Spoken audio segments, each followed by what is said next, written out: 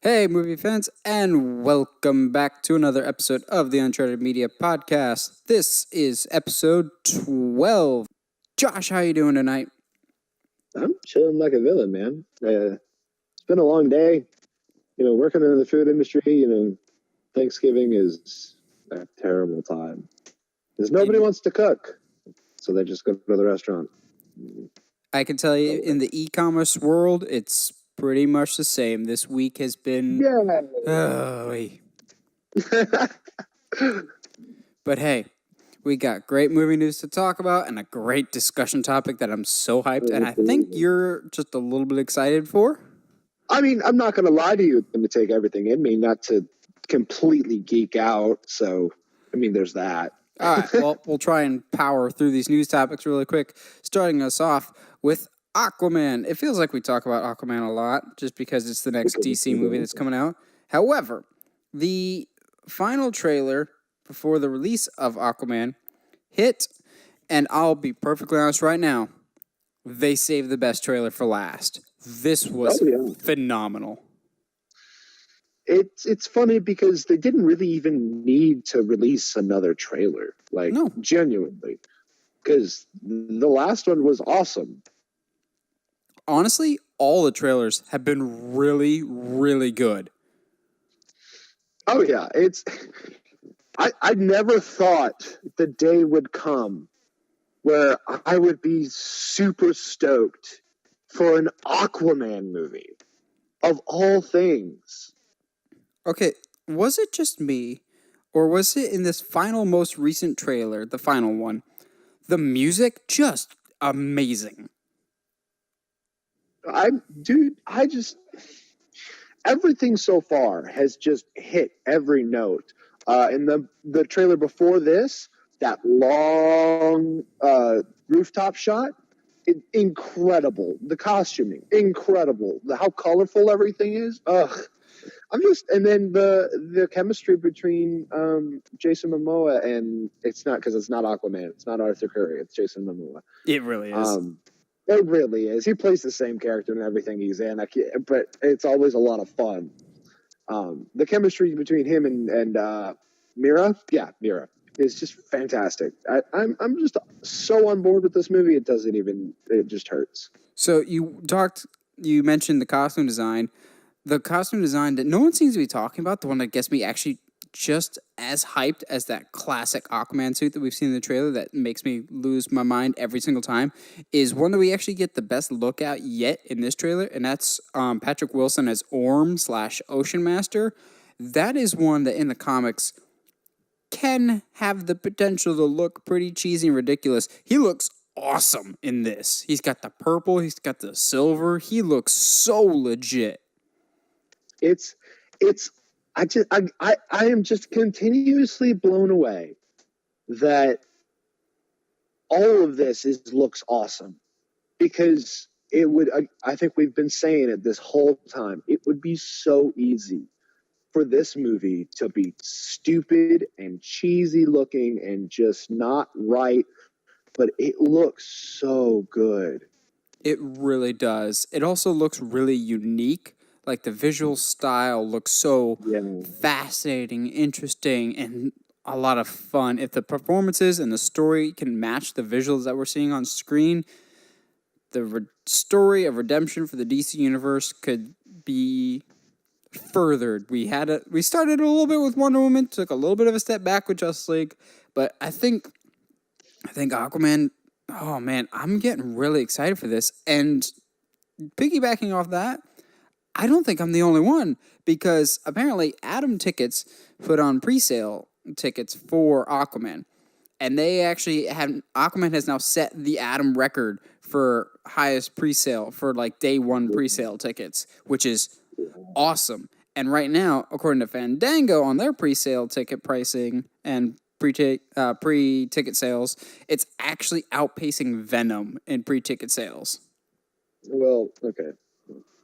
I don't want to be a Debbie Downer, but outpacing Venom, in my mind, wouldn't be that hard. Venom made over $80 million opening weekend. That's great. Good for it.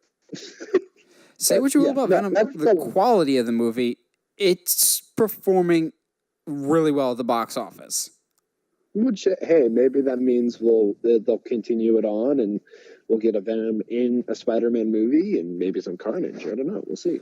I don't think we'll see Spider-Man in the Venom universe. I think the success of Venom to Sony will probably mean that they don't necessarily need Spider-Man, and so he can stay in the MCU, and Venom can stay in his own little franchise, which I'm totally fine with, actually.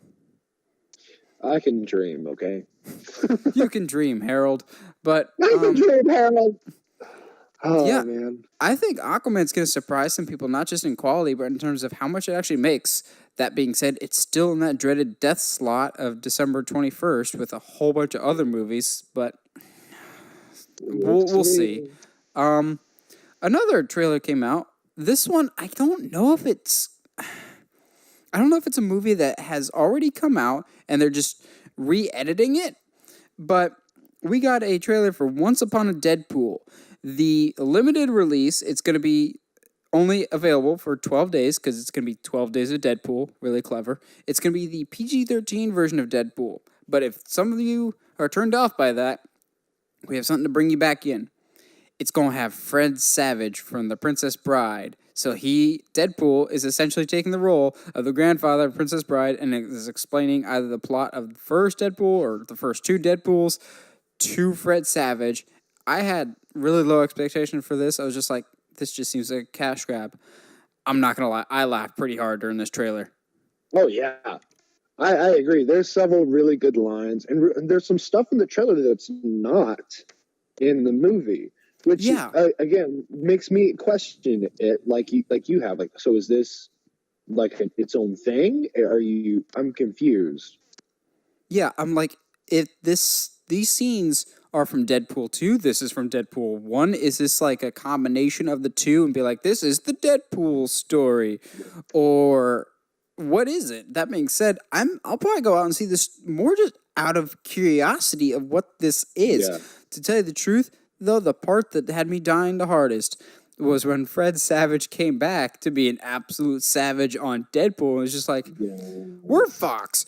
No, you guys are 20th Century Fox Marvel. No, we're Marvel. No, you're Fox Marvel. You're just an association with Marvel that's a cheap knockoff. I'm like, dang.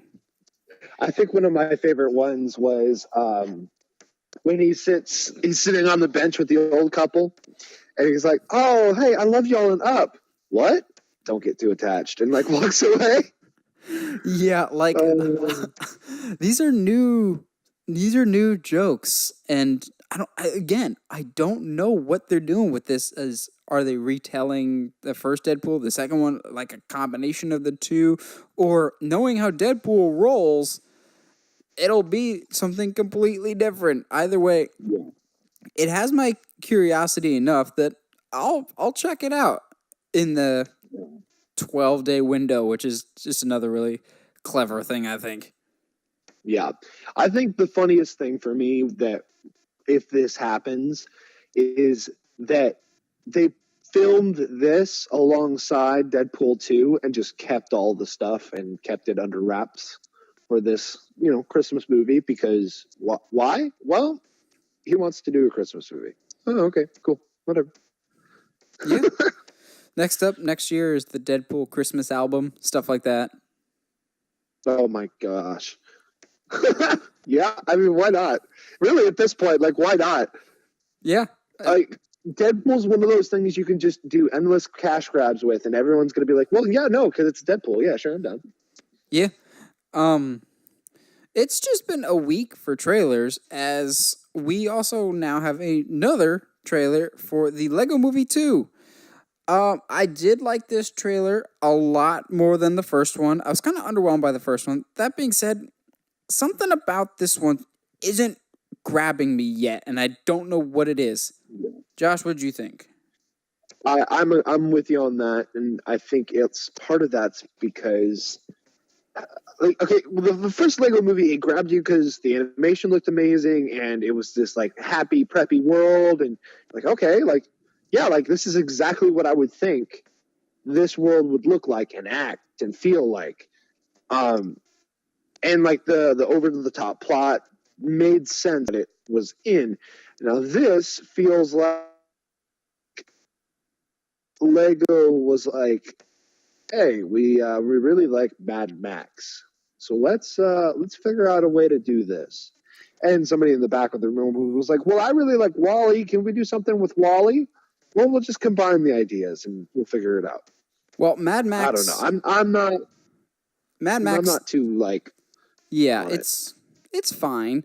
Mad Max did come out in 2015, whereas the original Lego movie was 2014. So I would not be surprised if they're like, "Ooh, let's do that." But since it took so long for them to get Lego Movie 2, it didn't necessarily age well. Like Mad Max is not dated by any stretch, but the like post-apocalyptic Mad Max style you don't really see as much as it was when Mad Max first came out. To be fair though to this sequel, were you won over with the Lego Movie by the original Lego Movie by the trailers? Because for me personally, I didn't want to see the Lego Movie because the trailers didn't win me over for that either. But then I have an attachment to the Lego Movie because it was the first movie Heather, my wife, took me to. She's like, I called dibs on taking you to see Lego Movie. And I'm thinking at the time, I'm just like, this movie's going to be weird. It's going to be dumb. It's going to be a cash grab. She went on a date with my inner 9-year-old that night because I was so giddy. Like, we were surrounded by children, essentially. We were the only non-parents there, and nobody had more fun than we did. That movie was amazing, but it was not due to the trailers. I thought the trailers for the original Lego Movie were pretty poor, so that's why I'm kind of giving a pass to these trailers. I remember coming back to the dorm after the first Lego Movie and telling anybody that I could, Lego Movie's actually really good. It's really good. It's really good. And we saw it like 4 times in the theaters because everyone's just like, nah, it's not good. Just trust us. I think at one point we're like, okay, if it's not good, we'll give you your money back. And then everyone's just like, okay, let's see this. And then we saw it like for the next 3 weekends. But yeah, it wasn't due to the trailer. It was genuinely good writing. So I'll give a pass to this trailer for the time being. That being said, I am still hesitant for this movie. Yeah. And to be fair, most of the Lego movies are like that. And even the Batman Lego movie, the trailers didn't quite grab me, but I was like, well, it looks like it could be funny. And it was great.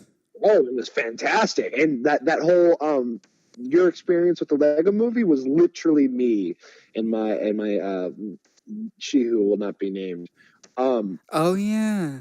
Anyway, but she took me to that, and I had a fantastic time. She hated it, but I had a fantastic time. Yeah. Hey, I should have seen the red flags early, okay? Leave me alone. To be fair, I think Heather realized what she was getting into when in the Lego movie, they're like, we need a hyperdrive. And all of a sudden, the Millennium Falcon comes in, and no one in that theater cheered as loud as I did. Fair. Like, oh my gosh, I was on cloud 9 during that scene. I will say, though, that the main reason I'm slightly worried about it this time around is Phil Lord and Chris Miller aren't directing this movie. Yeah. So maybe that's just because they decided to go a different direction. I mean, the humor seems to be there and everything else seems to be there, but I don't know. Well, Phil Lord and Chris Miller have kind of cooled off. So they didn't return for Lego Movie 2 because they were supposedly going to be attached to 2 separate big-name projects. They were originally attached to the Flash movie, which has been since rebranded with a new director like 2 or 3 more times. But they were also attached to Solo, and we know how that turned out. So I think, they were originally going to come back for Lego Movie 2, and they may have some involvement with the overall story, but they're not back to direct. So I don't know what kind of carryover that'll have for a sequel. That being said, I'll probably still check it out. It could be like the Kung Fu Panda movies where all the trailers are trash, but the movies themselves are phenomenal. Yes, they are. Oh. But yeah, Kung Fu Panda had all 3 of them had bad trailers. So I was like, man, this trailer's terrible. And then they come out and they were all fantastic movies. Yeah, but then you go to the polar opposite of that almost, and like I'm trying to think if there's an animated movie that had great trailers but was terrible. because I was going to try to say that the polar opposite of that was How to Train Your Dragon, because those trailers are fantastic, but the movies are incredible too. So yeah, I was about to say that's a good trailer and good movies. Yeah. I don't know. I don't know. I'm sure we'll think of it and have probably some trailer related discussion at some point in a later date.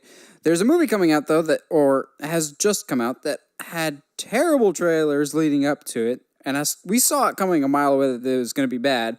But Robin Hood, starring Eggsy from Kingsman, has come out, and it's expected to take a bath at the box office and flop hard. I think right now it's sitting at 10% on Rotten Tomatoes.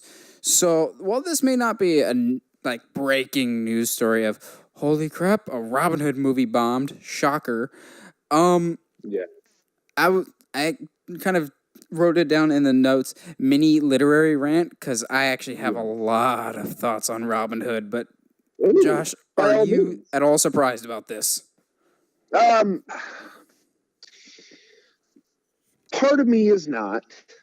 I got a Hercules vibe, a Legend of Hercules vibe. You know what I mean? When this movie was kind of starting to make its which Hercules? The Rock one or the Kellen Lutz one? That's why I said Legend of Hercules, because Hercules is the Rock one, and then Legend of Hercules is Kellen Lutz. Trash movie with actually one of my favorite actors that we'll talk about later, Scott Adkins as the king. Anyway, but I got that kind of vibe of it, of like, hey, let's do this old literary tale and kind of update it. And the only things I felt like it had going for it was Terrence and Jamie as their leads, who both reportedly are entirely miscast in the role. Which I would not be surprised by that. But they, to me, were the only reasons I was going to go see that movie, because I enjoy both of them. Oh, no. I personally was fooled before with King Arthur by Guy Ritchie, and I hated that movie, despised it. I have such strong feelings on that movie, and here's why I have strong feelings on that one, and I have strong feelings about Robin Hood, and why I included this in this episode, even though it may not be a huge news story. I feel like there's a rant that I need to get out of my system. So I saw a great YouTube video a couple weeks ago about a topic that always was close to my heart personally, but I didn't think anybody else felt that way. But it's by this guy I watched on YouTube called Patrick H. Willems, and he explained the problem of public domain literary characters, and I completely agree, and we're seeing it again here. He basically made the case that the reason why so many of these, like Robin Hood, King Arthur, these public domain characters, their movies are terrible, is because they don't actually follow what made the book special. The last Robin Hood movie that was financially successful was the Kevin Costner one from the early 90s. Yes, Men in Tights has a cult following now, but that flopped in theaters. What is special about Robin Hood? Robin Hood, to me, was one of my favorite books as a kid. I had those great illustrated classics where, like, every other page is like an illustration, but it's essentially the story of the original, like, literary works. So I read Robin Hood to death, King Arthur to death, Sherlock Holmes, 20,000 Leagues Under the Sea, Treasure Island. All those I have such strong memories for. So that's why I was fooled into seeing King Arthur. I was like, I love King Arthur. I love Sherlock Holmes by Guy Ritchie with Robert Downey Jr., and he did that. I thought it'd be a great fit. It was not. It was a train wreck in every sense of the word. So I didn't get my hopes up for Robin Hood, who I have even more of an attachment than King Arthur, because I read Robin Hood to death. Because I love the characters, I love the story. Even from the first trailer, I could tell this is not it. Because I still to this day can tell you the exact shade of green that Robin Hood wears in the story. He wears Lincoln green. They go out of their way to make sure you know it's Lincoln green. And when I saw the first pictures of this, and he's wearing like just jet black and a black coat, I'm like, nope, I'm out. Because you're missing the point. And that's the problem with all these public domain characters, like certain Sherlock Holmes iterations, King Arthur, as we saw last year, or Robin Hood this year. They try and do the Batman Begins approach, which works in some aspects, but not a lot. Didn't work for Man of Steel as much as I love Man of Steel. Doesn't work for Robin Hood. Doesn't work for King Arthur. What works with these characters is when you follow what worked before, or you do something new and fresh with it, not something that someone else has done with it. Robin Hood could work when you do. It doesn't necessarily have to be exactly like the original, but you have to have the elements that make it work. Have Robin be fun. Have his group of men, and supposedly this Robin Hood movie that's come out has like clearly setting up for sequels that will never happen, just like King Arthur did. It's like, no, why don't you just start where it needs to? We don't have to do the Batman Begins approach for things, and it's just frustrating of like, you have these great characters that have lasted for hundreds of years. Just follow that method. You don't. It's weird to me that Cary Elwes, Robin Hood Man in Tights, is a better Robin Hood than we've gotten in the past 20 years. Yeah, I agree. And I mean, it really has been done to death, is the thing about Robin Hood. Is to like, you don't even. Robin Hood's been done to death, man. Like, when was the last time he was done like actual Robin Hood is the problem? I mean, yeah, I mean, even you could even say that the animated one is maybe closer to the story than really any directing, and which is not okay. I mean, even what was it, Russell Crowe's Robin Hood that came out several years ago is absolute trash because it's so boring and it's so far off the source material. Exactly. So it's one of those things. It's because that was the other thing about like doing a Hercules movie. It's like, oh, okay, we'll do another one of these, I guess. It's I don't know. There's only so many ways you can do the story. Yeah, and it's again the last time we had a good Robin Hood movie to me was Men in Tights. Yes. And that has nothing to do with the story. But they understood what makes the narrative and the characters of Robin Hood work. And it's weird to me that it's parodying both Errol Flynn's Robin Hood, which is like the be-all, end-all, the standard bearer when it comes to Robin Hood, which actually for a movie as old as it is, the original Robin Hood holds up amazingly well. I love that movie. But as a parody of both Errol Flynn's Robin Hood and the Kevin Costner Robin Hood Prince of Thieves, Cary Elwes is actually a better Robin Hood than Kevin Costner, at least in my opinion. I thought Kevin Costner was Kevin Costner.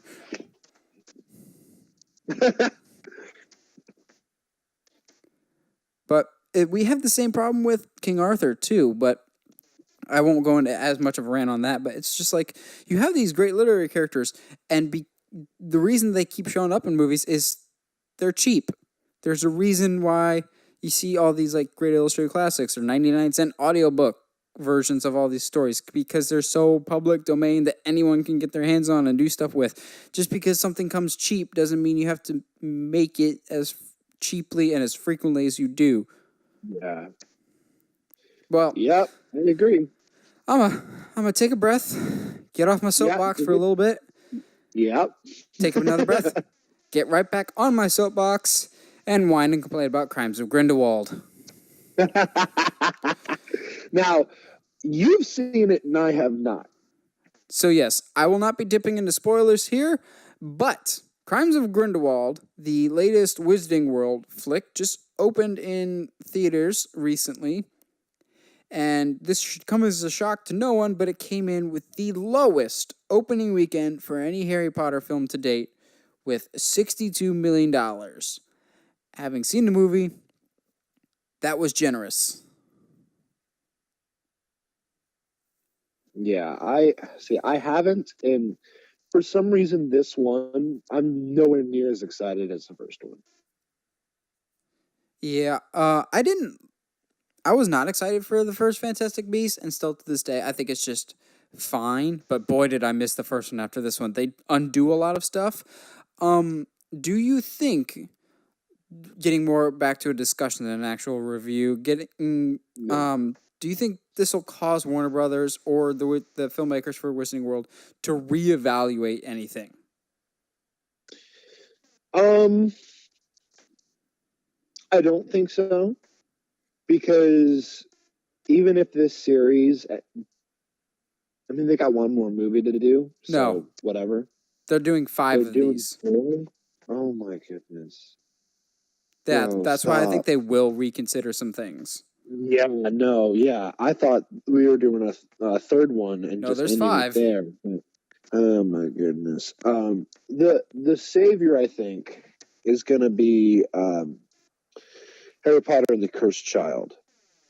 I believe is what it's called. It's the book that J.K. Rowling wrote that is going to be getting a movie now. It's not going to be this timeline, dude. I know. I'm just hoping and dreaming, man, because the thing about the original Harry Potter series, in my opinion, as someone who did not watch them, what's the second one? The second one is Chamber of Secrets. It's Chamber of Secrets. To me, that's one of the weakest ones. Actually, you're not alone. I think that's the general consensus that that's the weakest one. Which even then, if that's your weakest film, your franchise is doing okay. Yeah, I agree. So follow me here. I think that's the pattern that they're going to follow. Is your second one is your weakest one, and now that they've set some more the groundwork, from what I hear. I understand they retconned some stuff from what I hear, again, from what I've heard. But I think they can only go up from here. I would hope so, anyway. I think it'll be interesting to see in the coming weeks what the financial aspect will be, because Fantastic Beasts, the first one, I think made like $75 million opening weekend, which was definitely a step down from most of the Harry Potter ones, but it went on to make like $800 million worldwide. So it'd be curious. I'll be curious to see, but the first Fantastic Beast got some positive buzz to it. Like critics and audiences seem to enjoy it. This one is not getting the same reaction. It is not faring too well with critics and slightly better with audiences. Audiences are very divided on this movie, so it's not getting the same critical reception. So I'll be curious in the coming weeks how it affects the box office, and if not necessarily reevaluate the story, because I'm sure they'll still finish out with the 5, whether they kind of reconsider some things, retool some stuff to, I don't want to say course correct, but just kind of get back to the magic, essentially. Yeah. Well, and see, I think that was what made the first one special. I mean, regardless of how good or not the movie was, I loved seeing all these creatures. It made the world bigger than just Harry Potter and his magical friends. Like, you know what I mean? It was cool to see all these different creatures and see how everything just. I don't know where I'm going with that. I think I get it. It expands the lore. Yeah, and I think that's what the first one did really well. Is it made you think, oh, there's a magical school in America. I didn't even consider that. I just thought Americans went to Hogwarts. Yeah. But yeah, well, I don't know. That's what I think. I think the first one is the standard bearer right now, which, to be fair, when you have 2 movies, is not hard to have a standard bearer. Yeah. Well, we'll see in the coming weeks how this movie fares financially at the box office, and if there is any course correction or kind of attempts to try and get back our charm. Well, before we get into our main topic of discussion, Josh, do you have a sponsor for us this week? I do. I certainly do. Today's sponsor of today's episode is Naked Juice. You drink us so you can be healthy and look better naked. Wow. That was well done. You're welcome. We're getting way too good at this sponsor thing. Somebody should actually sponsor us. Yeah, that would be awesome. I'm tired of just having fun with this. I want to make money. Isn't that the point of podcasts? Yes, exactly. Make all the money you can. Diversify your assets. Alrighty. Exactly. Speaking of diversify your asset, whatever. That it was going to be a bad segue anyway, but let's just do an awkward barrel roll right into fighting. Yay! Do a barrel roll. Oh man. Okay, so for those who don't know me, martial arts movies are my thing. Yes. I literally, because you pulled a fast one on me and narrowed it down to only combat sports movies. Yes, because I know you'll ramble all day. I know. Well, who was it? Because in college, I think it was Neslo, who was like, I tried to tell him, I was like, dude, you could easily watch one martial arts movie a day for 3 months and not have any repeats, and they'd all be complete bangers. And he was like, no way. So that's that's like 90 movies, right? Give or take for 3 months. That's like saying you month. could watch you couldn't watch a slasher movie for 3 months every day. I know. Well, anyway, I think it was I feel like it's wrong that was him, but I can't remember who else would say that to me, because I took it as a challenge and literally went to my room for 5 minutes and didn't come up with 90. I came up with 100 absolute bangers of martial arts movies. That's Rest been my assured, listeners at home, we will not be today. No, we will not, because I could just. Oh man, that's why we're sticking to combat sports. So like mixed martial arts, like UFC movies, fighting movies, wrestling movies. Even though that some of you may say it's not combat sport and it's male theater, there are still some good combat wrestling movies out there. There's one. Before I forget, if there's fighting, yeah. Finish your thought, because I'm going to sound crazy when I say this. Go for it. There's one that I completely missed on my notes that I kind of actually wanted to go out of my way to say. I actually think that this movie's kind of underrated, and because it knows what it is, but it doesn't try too much, that I dismissed it for a long time, and I finally saw it. And it stars Kevin James, of all people. Are you talking about Here Comes the Boom? I am talking about Here Comes the Boom. Here Comes the Boom is so good. Oh, it's not even fair. And everyone that's listening at home just turned us off because they're going, oh, God, they're talking about a Kevin James movie as a good fight movie. Okay. So it's not, it is a Kevin James movie at its core. But like, it's surprisingly good. Yeah, because the whole point of a combat movie, right, is your main character has to go through some stuff. And then the fights are not, it's like we always say about Rocky, the fights are not the important thing. It's just a way to move the story and show the emotional development in your character. And that's exactly what happens in this. And by the end of it, you actually buy Kevin James as a fighter. Yeah, he's nowhere near going to be like the best fighter in the world. He probably will never hold a title, but but you can see him as like a backyard contender. Yeah, absolutely. Like, hey man, I'll bet $20 on that guy. But he powerbomb somebody, you totally buy it. Oh yeah, and oh man, there's so much about the movie. Really, fantastic. Kevin James. But yeah, I just want to make sure. Because no one really talks about Here Comes the Boom, and I thought it was vastly underappreciated. And I was like, let's throw some love to Kevin James, the dude that we often make fun of. It has one of my favorite POD songs in it, which is also called Boom. Which I'm almost entirely sure that's why the movie's called Here Comes the Boom, just so they can have that song. Oh, totally, because why not, right? Because literally it's never mentioned in the movie at all. Nope. And also, just fun side note, because of that POD song, that was the name of my dodgeball team in senior high. Oh, yes. The POD is a great band. Anyway.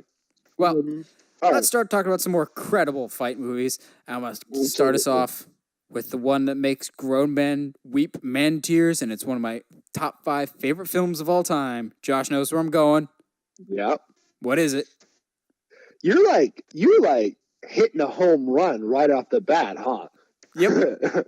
Warrior is one of the best movies ever made, easily, and it And just happens to be about fighting. and it's one of the most supremely underrated. Oh, dude. Everyone sees it and goes, "Oh, it's just a martial arts movie. Like, Never Back Down." No, you can shut up and sit down and watch this Although movie. we will talk because about it's Never Back amazing. Down in a little bit here. Obviously, because that has its place in history. But Warrior is fantastic. To me, it is the modern equivalent of a Rocky movie, except with more focus on the dramatic tension. The thing with Warrior is it's like a 2.5 hour, 20-minute movie. There's not a single scene that I would cut out of the movie. Like every time I watch it, I'm just like, all right, I'll just fast forward over this. Like every scene, I'm invested in. I'm glued in. I'm locked in the whole time. It flies by. And I don't care about the fight. I care about everything else going on. So essentially, Warrior is this dude played by one of my favorite actors, Joel Edgerton, criminally underrated guy. He's Owen Lars in the Star Wars prequels. He is this teacher with 2 daughters, wonderful wife. They're about to lose their home. And so he begins fighting on the side to kind of raise some funds. And he discovers this big tournament's coming up. But what he doesn't realize is that his estranged and borderline alcoholic brother has also entered the tournament, who he has not talked to for a long time. And his brother's being trained by his father, who he has definitely also not interacted with in many, many years, who is a product of divorce. And it's intense family drama mixed with even more intense fighting. Like, I think Warrior has some of the best fights I've seen in a combat movie. Easy. And it's MMA fights. Because there's, as a martial arts connoisseur, like it's easy to go into a movie about MMA and just kind of like, all right, we're going to go from hold to hold, do this, blah, blah, blah. Because at the end of the day, you want the fights to be exciting. And some of the movies that we'll talk about, like, they can be over the top, but like even, and we're going to keep talking about it, but even in Never Back Down, the stuff is all pretty like over the top. Staged. Whereas this, yeah, it feels staged. Whereas this, there's some legitimate moments where I think people are actually like trying to kill each other. Yeah, like there's a couple moments that are genuinely hard to watch because it's just like people getting brutally beat up. But I think some of the best fights, I think, are the one-hitters.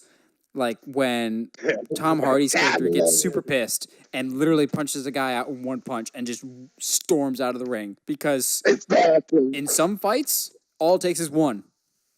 Yes, it does. And it's that's my other thing about this movie is you have 2 parallel stories happening with Tommy and Joel's character, whose name escapes from my mind for some reason. Brendan. Brendan. Yes.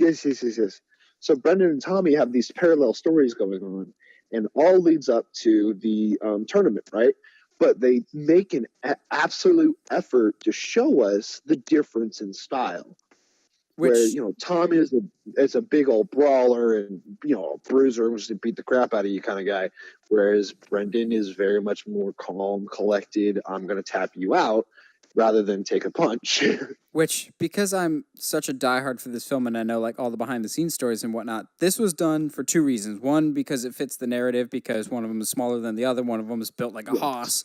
The other reason was Joel Edgerton actually had mixed martial arts experience, so that's why they felt comfortable with him having these lengthy fights, because he already knew the technique and how to carry himself in the ring, whereas Tom Hardy knew nothing about fighting, so they kept his fights short. Goldberg in WWE style, who couldn't do long matches, but they could cover up by making him an absolute monster. So, fun fact with that. But then it all builds up to this final fight, which makes grown men cry. I cannot make it through Warrior without tearing up, because the final fight, it's not a fight. It's an emotional journey.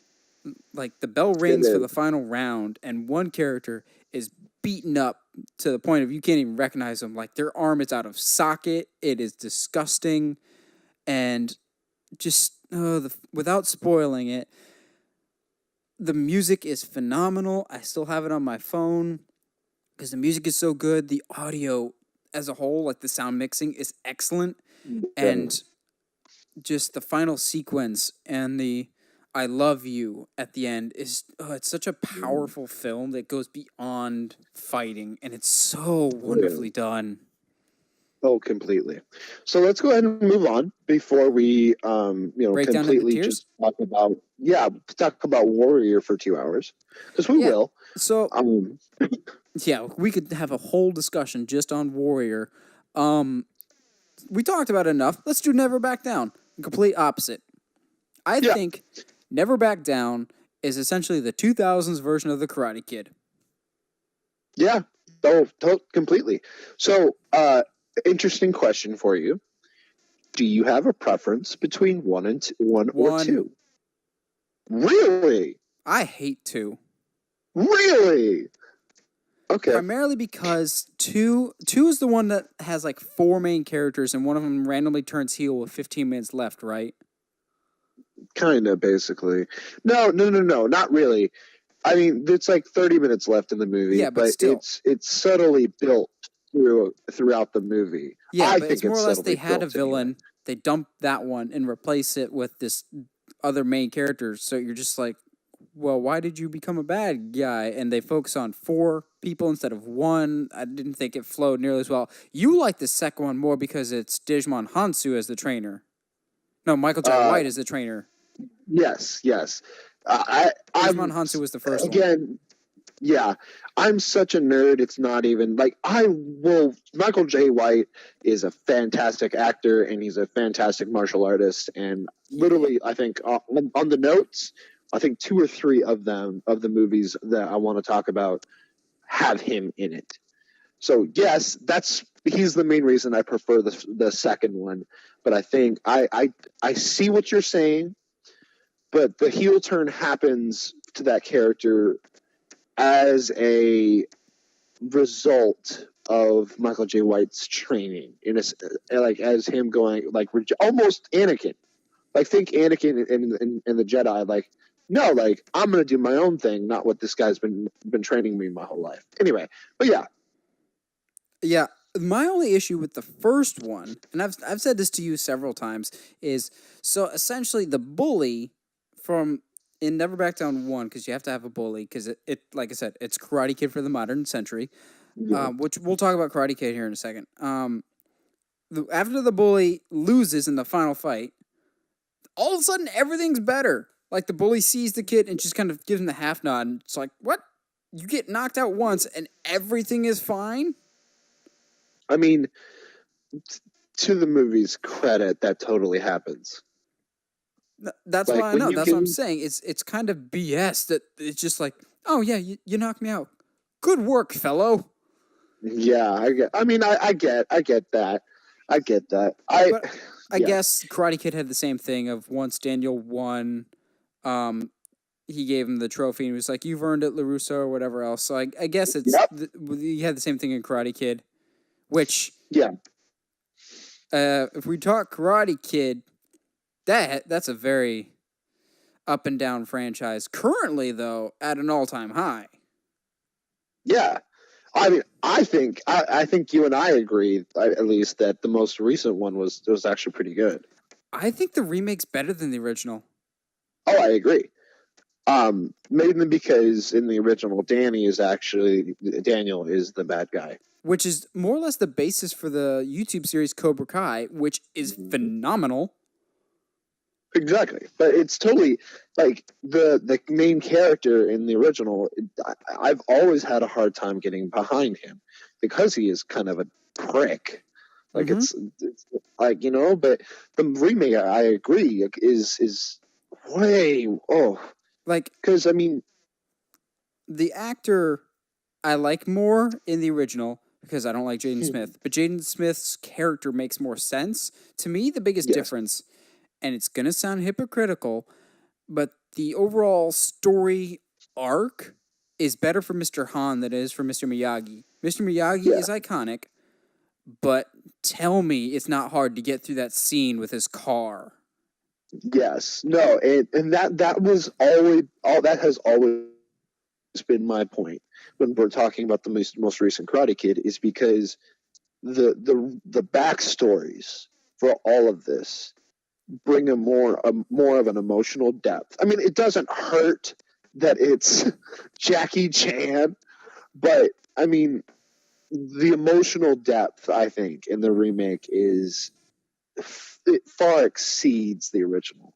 And I think it was Nostalgia Critic in his Old versus New that brought up a really good point of, in the original, Daniel LaRusso moves from Jersey to California. It's kind of an adjustment because it's a different lifestyle.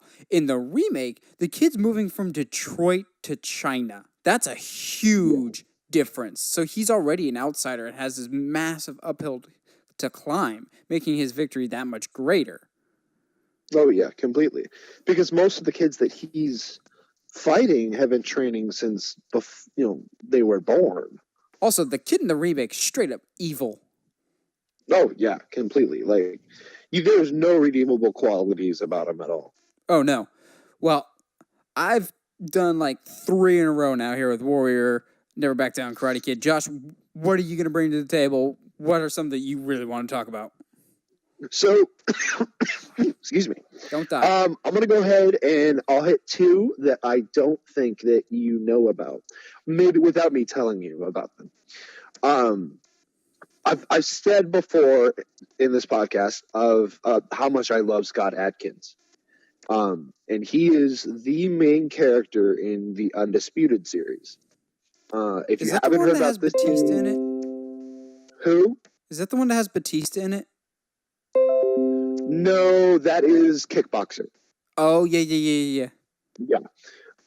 So Undisputed is about, I mean, it's about a lot of things, but it's about basically prison fights. And, the winner gets to, have their sentence expunged and they get to go go free. And of course, it's like Death Race in that way of like, here's your prize, JK, everybody. But my favorite of this series, and I think that a movie that everyone should see, besides the most recent one, is Undisputed 3, because there's 1, 2, 3, and Boyka. 3 and Boyka are absolute masterpieces when it comes to martial arts movies. There's no wire work.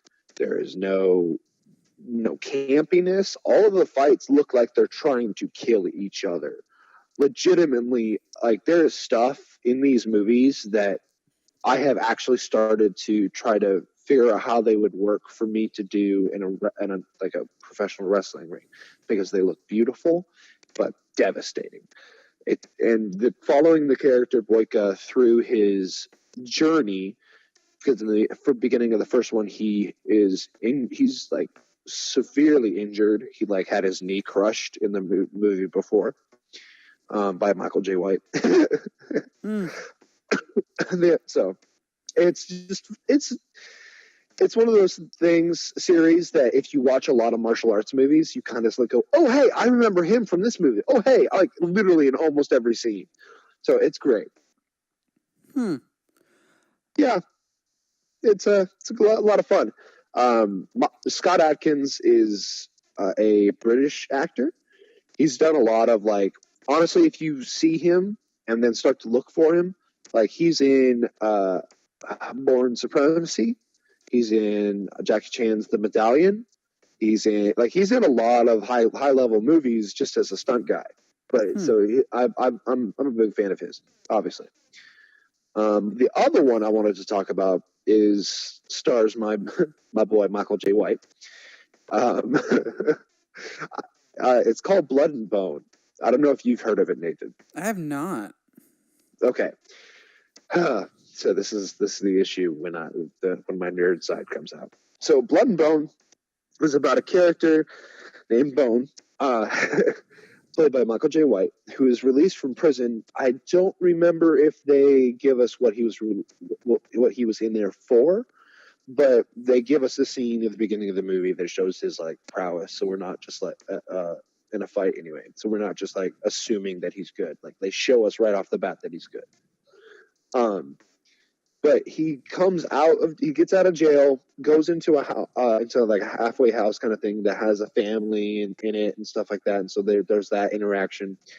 But then he starts fighting. He starts doing all these underground street fights, and at the building. And there's some stuff kind of revealed later on in the movie, and I don't want to ruin it because it's actually pretty kind of emotional on the reasons he's fighting, because he like makes friends in jail. That's all I'm probably gonna say.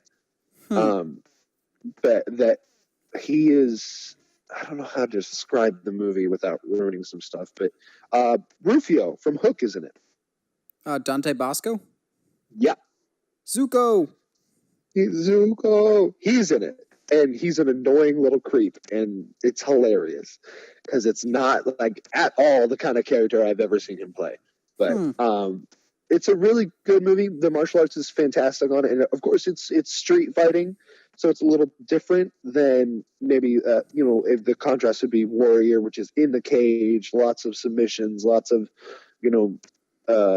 legal holds and stuff like that. But whereas this is a lot of like, I think at one point he kicks a guy's knee and it breaks. So there's that. Yeah. Why you do this to me? It's intense, bro.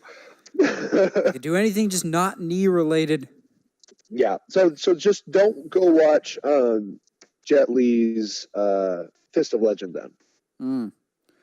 Because there's one where a guy goes to kick him and he moves out of the way and he gets caught on a table and he just it's great. It's hard to watch. I'm having Evil Dead flashbacks. Don't do it, buddy. Don't do it. Go for it. Before we get into more combat, I want to throw out another kind of a random pick that is. I'm glad you put it on the list because I would have forgotten about it and then come back later when I'm editing this going, oh, why didn't I do this one? It's one that fell by the wayside that I really wish we got sequels for that more people should have seen because it was really good. Real Steel. Count that as a combat movie because it's not humans, but it's robots. But they're controlled by humans. And it's a lot better than the premise sounds. Oh, yeah. I think that's why it didn't make a lot of money at the box office, is because everybody was like, "Oh, it's just Rock'em Sock'em Robots with Hugh Jackman." And with Hugh Jackman. And if you've seen the movie, it is not Rock'em Sock'em Robots at all. I'll put this to paper. Real Steel has one of the best child actors in it that I've ever seen. Oh yeah, absolutely. And I think the theme through all of these movies that we're talking about in combat sports is that the story is not the fight. It's about the characters, and it's never about the fight. Because if there's no emotion going into the fight doesn't matter. Exactly. Talk one more, and then we'll close it out with the major one that I'm sure we need to discuss. But switching briefly into the world of professional wrestling, yes, we're going to count this as a combat movie. Mickey Rourke's The Wrestler. Yes. This is one of the most hard-to-watch movies I have ever seen in the best possible ways. Yeah, I actually have not seen this movie. It's hard to watch. One, because of some of the things that happen. Like you see Mickey Rourke his head stapled because hardcore matches. But it's also hard to watch because this is also one of the most brutally realistic portrayals of wrestling life that's ever been documented in the history of film. It's by Darren Aronofsky, who never pulls any punches in his movies. Apparently, Aronofsky showed early screening of this to Rowdy Roddy Piper, who saw parallels to his own life in the movie and actually broke down crying while watching this movie because it echoes a lot of the paths of older wrestlers. Of their bodies are decrepit. They kind of cling to this old fame that they had. And it's really hard to watch, but there's really great performances. And like Rocky, it's all about the characters and the big finale at the end. It's kind of ambiguous. But unlike Rocky, it's not an actual fight, but the dude absolutely is fighting every single day, just not necessarily in a ring that you're familiar with. Yeah. It is one of the most painfully realistic wrestling portrayals to screen. Like, it pays reverence to professional wrestling, but also acknowledges it's dangerous. It's really rough. It can be extremely uncomfortable and pays a physical and mental toll on those involved. Oh yeah. Am I keeping you up? Sorry. Yeah. Well, no, and it's weird because, and I don't know if I'd be ready to watch that, considering that's kind of the path that I'm going down right now. It's really heavy. It's a heavy movie. Yeah. You got to see it at least once. It's phenomenal, but it is very heavy, very depressing. No doubt. Well, let's finish on an upbeat one, but one that I'm sure is going to be probably a long discussion because it is the be-all, end-all when it comes to combat movies, the Rocky franchise, and boy, it is one that is near and dear to my heart because in junior high, I had a hardcore Rocky phase, and it never went away. I love this series so much. I agree. No, I completely As you agree. yawn. Yeah, I know, dude. I don't know. I've been fine all this whole time, and then all of a sudden it's hitting me. But Did you just watch Rocky 5? I think. Jeez. Hey, watch it. No, because Rocky 5 is awful. I'm gonna ask this question, knowing that I'm pretty sure I know the answer. What Rockies, including the Creed franchise, are your favorite? If I've thought about this, if I have to break it down, it goes Rocky Balboa, Rocky 4, Creed, Rocky 2, Rocky 3, Rocky 5. Okay. No, yeah, that's probably what it ended up being for me. I might have. I think it's going to be Balboa and Creed 1 up there at the top for me. Yeah, I think Balboa will always be my favorite of the franchise. I love that one so much. I just watched that again last night because it's so good. Yeah, it's incredible. As one of the best movie speeches ever. Yep, which I don't know about you, but I have the whole speech memorized because it's so good. Oh yeah, I mean I don't have it memorized. I have bits and pieces memorized. It's honestly, actually, weirdly enough, one like movie quotes, whatever you want to call them, that has become like a life mantra for me because it is so relevant. It's become one for a lot of people. Okay. Yeah. Do you want to? Let's see if we can do this. Let me see if I can get it. You watch because we're recording this. I won't be able to get it all, but exactly. But hey, by the magic of recording, you can just get it in the second try. It's one of the few movie monologues that I know besides the White Shores from Return of the King. But let's see. Let me tell you something you already know. The world ain't all sunshine and rainbows. It's a very mean and nasty place, and I don't care how tough you are, it'll beat you to your knees and keep you there permanently if you let it. But you, me, nobody is going to hit as hard as life. But it ain't about how hard you hit. It's about how hard you can get hit and keep moving forward, how much you can take and keep moving forward. That's how winning is done. There's more to it. And then he has like two or three other sentences about knowing your worth. And before it too, he's talking about how his son used to be able to, because he's like, hey, you see this? And he points at his hand, and he's like, you used to fit right here. And I used to tell everybody that this guy was going to be something, and then you grew up and you became your own person. You became something great. But somewhere along the way, you let somebody stick a finger in your face and tell you what you were worth. It's just that whole scene. Howard do that, and that ain't you. And that ain't you. But then, so I'm sorry if you're a little bit of my shadow. But taking just that scene out all of Rocky Balboa, that film is just so well done. The cinematography, just the overall character building.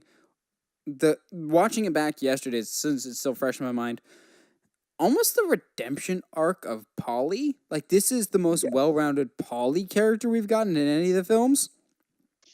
Yes. Which is weird to say. Yes. Because he's almost like the consistent idiot, which is probably because he's a war vet and has PTSD. But Rocky, I love the franchise just because it's all over the map. You want dramatic? Go with Rocky 1, Rocky 2, Balboa, and Creed. If you want utterly ridiculous, watch 3. If you want Murica, watch 4. 4 is literally, I will punch communism in the face.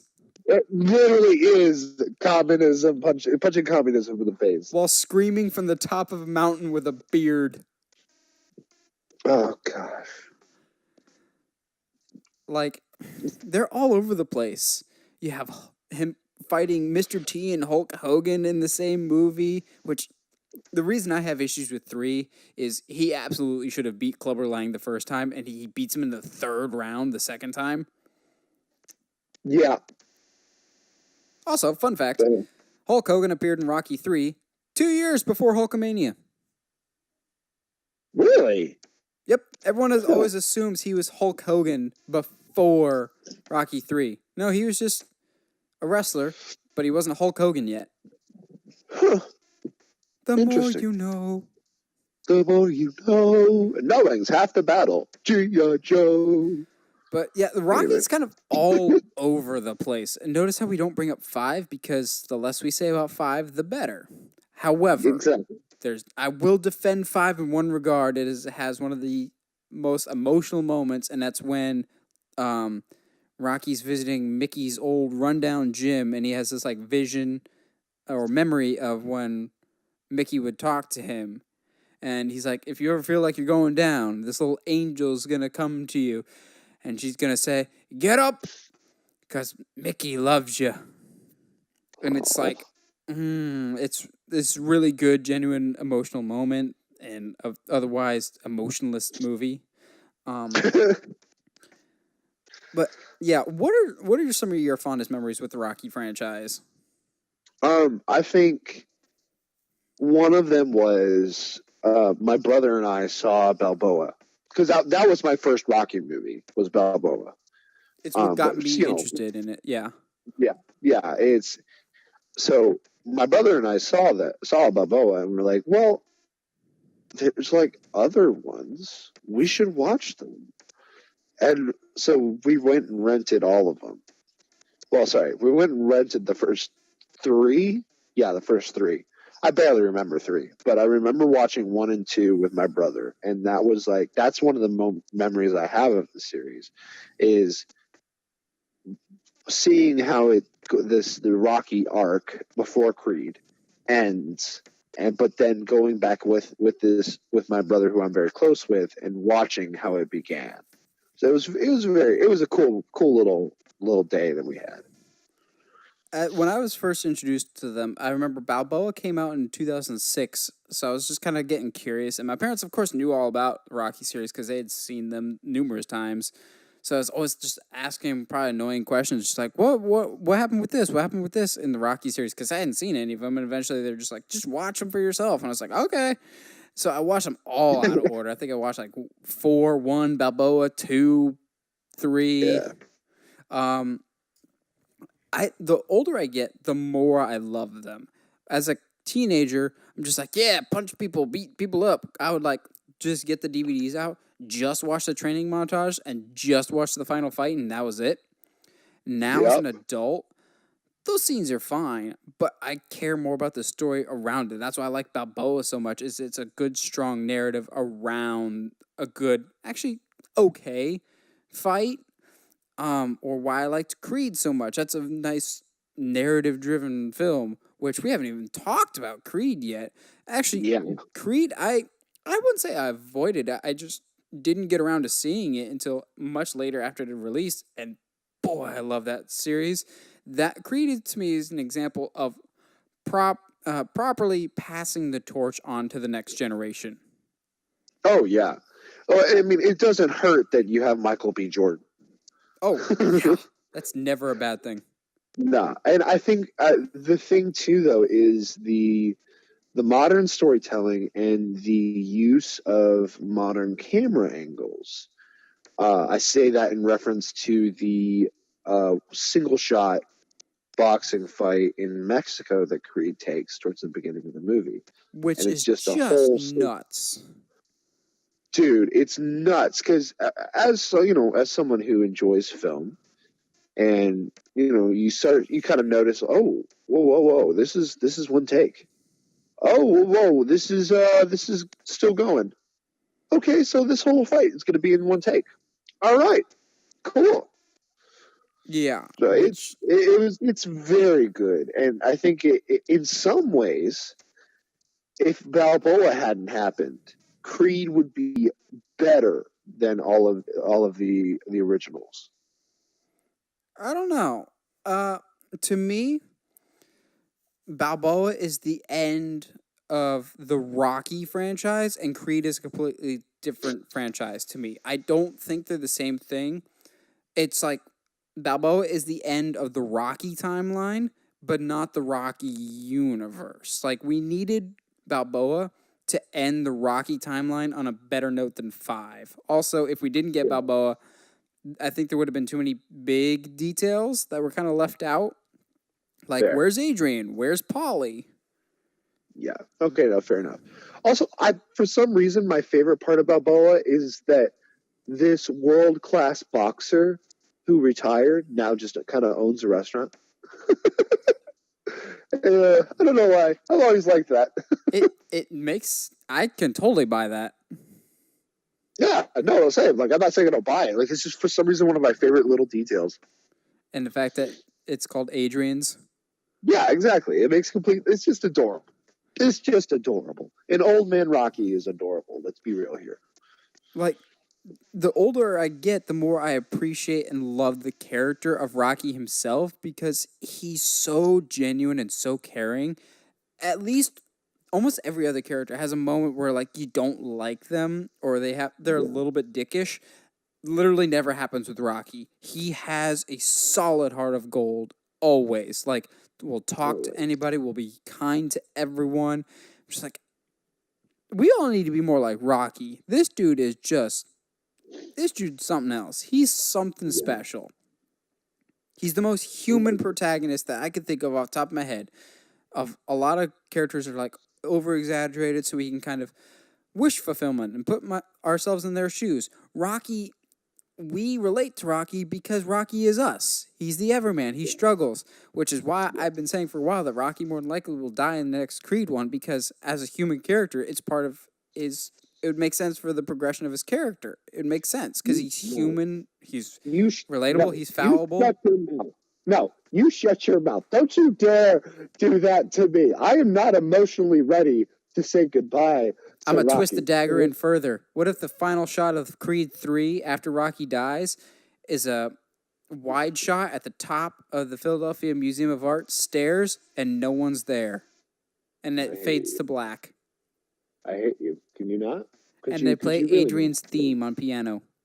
No, okay, because there's moments in the first Creed where they were kind of building to us saying goodbye to Rocky. Yeah. And I was not ready for that at all. At all. Actually, instead of Adrian's theme, they just do the Rocky theme on piano, like dun dun dun dun dun dun dun. And just I think if the franchise continues, which I kind of hope it does. I don't know where you go after he beats Victor Drago, which we haven't seen in the movie yet, but I'm going to go safely out on a limb and say he beats Victor Drago. I mean, I think he almost has to. Plot twist, he dies too, like father, like son. No. He kills Creed in the ring, and Rocky gets so mad, stands up, goes after Drago, and then has a heart attack and dies in the ring as well. No, it's WrestleMania 9. Creed loses, so Rocky gets in the ring and immediately knocks out Victor Drago with one punch. Holds up the title. He's champ now. Jesus. Look at me. I'm the champ now.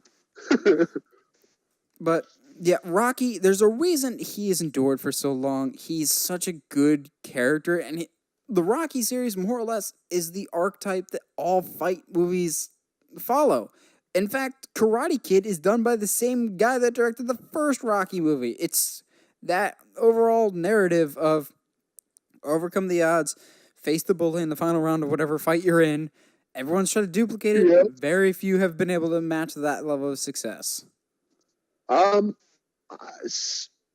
would say yes up until recently, because you have movies like Warrior, you have movies like Fighter or Southpaw, which we haven't even touched on those two, and those are all a whole nother level. Yeah, but without Rocky, we wouldn't have those. Yeah, and I agree. I hope we see more after Creed 2. I don't know what direction we go in, but I guess you could say the same with the original Rocky movies of after 2. Well, he's won the title. I don't see how they keep going with that. Well, he lost the title and got it back. I don't know how they're going to keep going after that. Yeah. There'll always be a way. There'll always be stories to tell with Rocky, and I hope we don't see the franchise ending anytime soon, even if we see the character of Rocky not necessarily with us that much longer. Yeah, I agree. Any last minute thoughts, Josh, before we take this one home? Not really. I mean, really, all the movies we've seen all the movies we've been talking about tonight really barely scratches the surface of all the fantastic combat movies that are out there. And I mean, I hope one day that, you and I can just sit down and I can just show you everything, but I don't think that'll ever happen. But that's okay. It's gonna be a long episode for that. Yes. No. Like physically show you, come over, come visit you, and we just spend a day just watching combat sports movies. That'd be legit. It would be, but yeah. You never know. Well, I think the reason why combat movies like Rocky, Warrior, Karate Kid have lasted for so long is it kind of symbolizes the everyday struggle. You have adversities. It's easier to personify your issues when it's a jerk blonde who you just want to crane kick in the face.